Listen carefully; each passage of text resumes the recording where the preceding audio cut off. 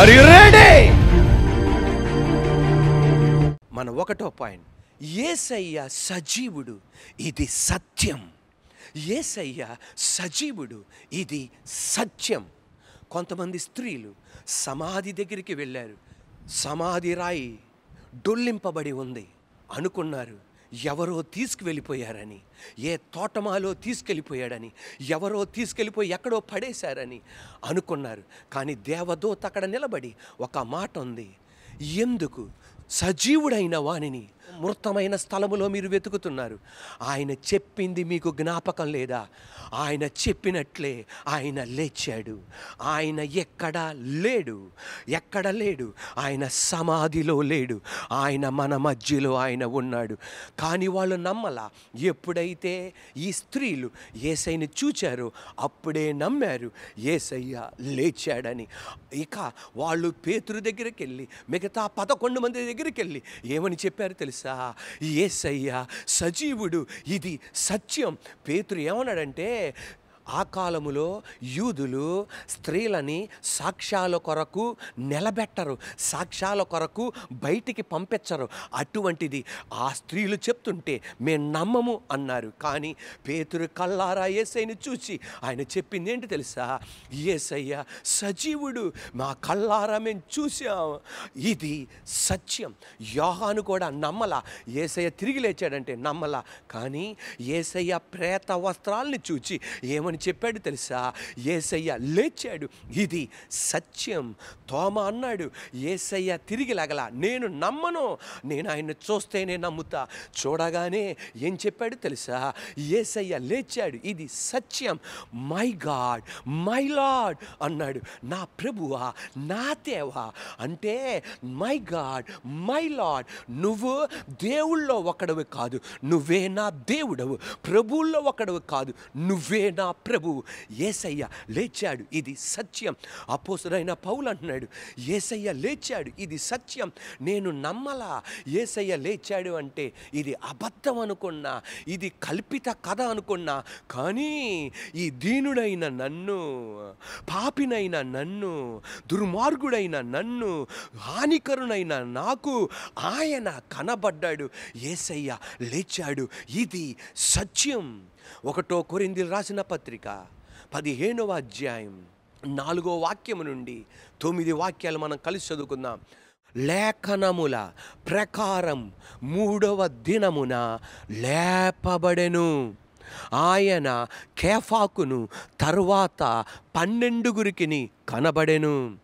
అటు పిమ్మట 500కు ఎక్కువైన సహోదరులకు ఒకే సమయమందే కనబడెను.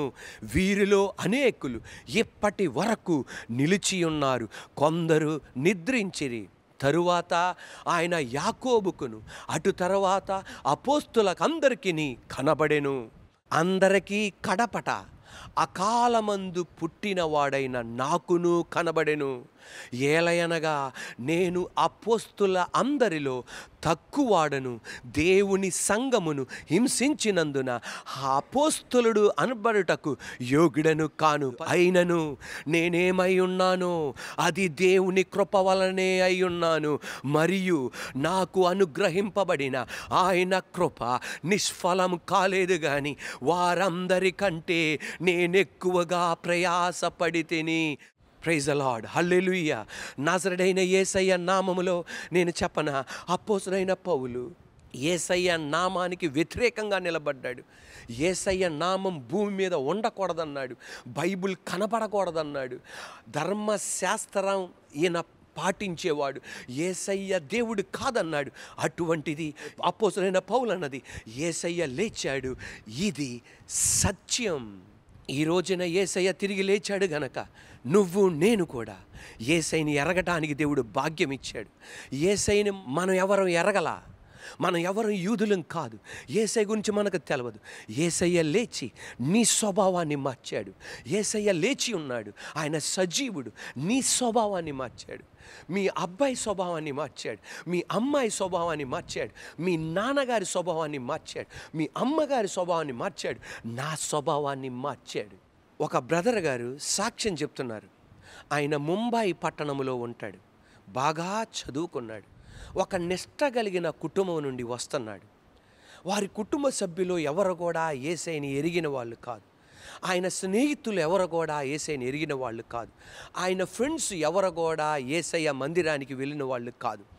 అటువంటి బ్యాక్గ్రౌండ్ నుండి వస్తున్నాడు ఈ సహోదరుడు. ముంబై పట్టణంలో జన్మించాడు.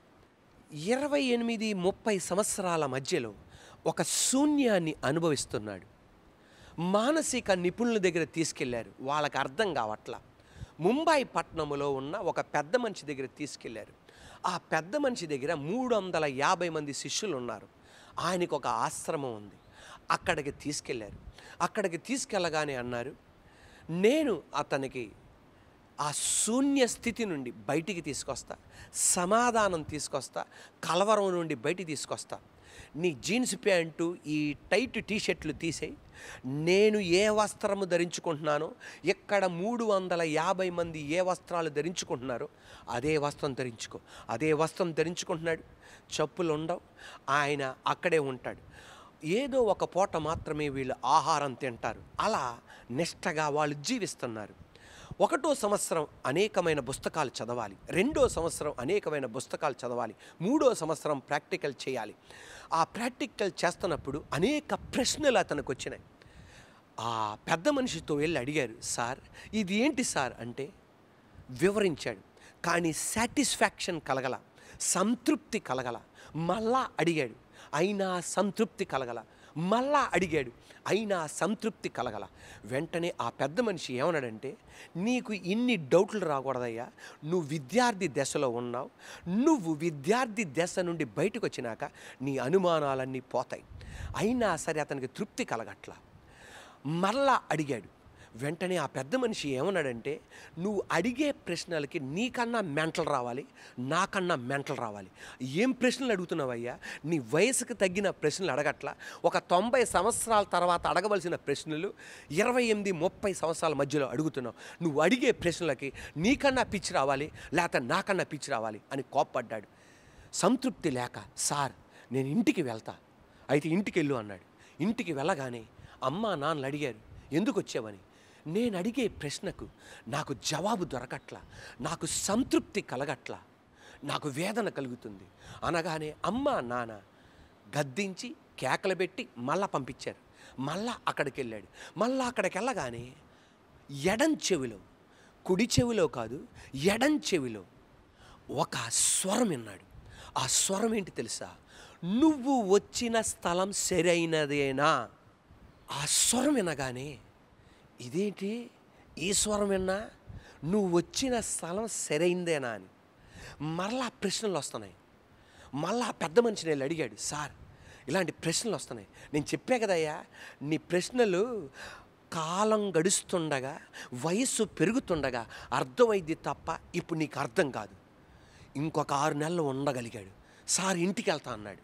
మళ్ళీ ఇంటికి వెళ్ళగానే మళ్ళా అమ్మ నాన్న కేకలు పెట్టారు, అరిశారు. మహారాష్ట్రలో ఉన్న వాళ్ళందరూ అక్కడికి వెళ్తుంటే అందరికీ జవాబు దొరుకుతుంటే ఎక్కడెక్కడ వాళ్ళు వచ్చి ఆయన దగ్గర జవాబు పొందుకుంటే నువ్వేంట్రా అని కేకలు పెట్టారు. అయినా ఏమి చేయాలో అర్థం కాక ఒకరోజు సాయంత్రం ఆయన తన నివసిస్తున్న పట్టణంలో ఒంటరిగా నడుచుకుంటూ వెళ్తున్నాడు. అక్కడ ఒక పెద్ద చర్చి చూశాడు. చర్చి చూడగానే లోపలికి వెళ్ళాలనిపించింది. లోపలికి వెళ్ళాడు. ఎక్కడ లేని ప్రశాంతత, ఒక సమాధానం, ఒక ఆదరణ. అక్కడ ఎవరు అతనితో మాట్లాడాల. అది ఆదివారము కాదు, శుక్రవారం కాదు. మందిరములో ఎవ్వరూ లేరు.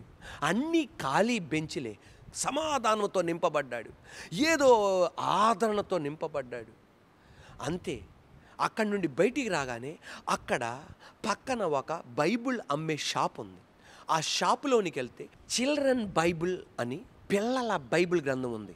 ఆ బైబిల్ గ్రంథాన్ని విప్పాడు. విప్పి చూడగా ఒక్కొక్క వాక్యం చదువుకుంటూ వచ్చాడు. మళ్ళా ఇది క్రైస్తవులది, ఇది యేసుప్రభు వారిది, ఇది నాకెందుకు అని చెప్పి మూసేసి మళ్ళా బయటకు వచ్చాడు. బయటకు వచ్చి అమ్మా నాన్నలు అన్నారు, నువ్వు మళ్ళీ అక్కడికి వెళ్ళాల్సిందే అన్నారు. తద్వారా ఇంత బాగా చదువుకున్న ఈ యవనస్తుడు మళ్ళా అక్కడికి వెళ్ళాడు. అక్కడికి వెళ్ళగానే మరొక సంవత్సరం ఉన్నాడు. 4.5 సంవత్సరాలైంది. ఆయన అడిగే ప్రశ్నలకు జవాబు దొరకట్లా. అన్నాడు, సార్ నేను ఇక్కడ ఉండలేను మీతో అన్నాడు. నాకు అదే కావాలి, నువ్వు చెడిపోయి మిగతా వాళ్ళని కూడా చెడగొడుతున్నావు, నువ్వు వెళ్ళిపో అన్నాడు.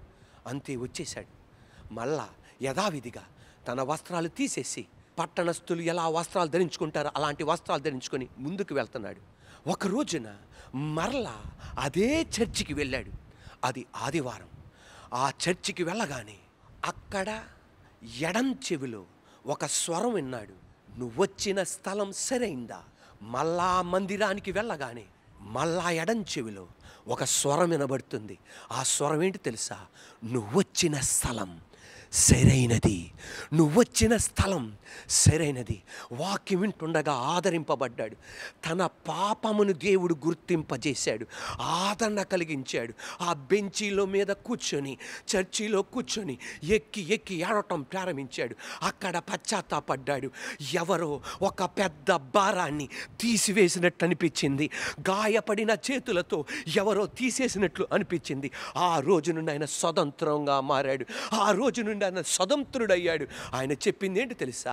యేసయ్య సమాధిలో లేడు, ఆయన లేచి ఉన్నాడు, ఆయన సజీవుడు. ఎందుకు తెలుసా? శూన్యమైన నా హృదయములో శూన్య స్థితిని తీసేశాడు. భయముగా ఉన్న నా స్థితిని దేవుడు మార్చాడు. ఆదరణ లేని నా జీవితాన్ని ఆదరణ కలిగించాడు. ఈ రోజు నన్ను నిలబెట్టాడు. యేసయ్య సమాధిలో లేడు, యేసయ్య లేచి ఉన్నాడు, ఆయన సజీవుడు. Praise the lord.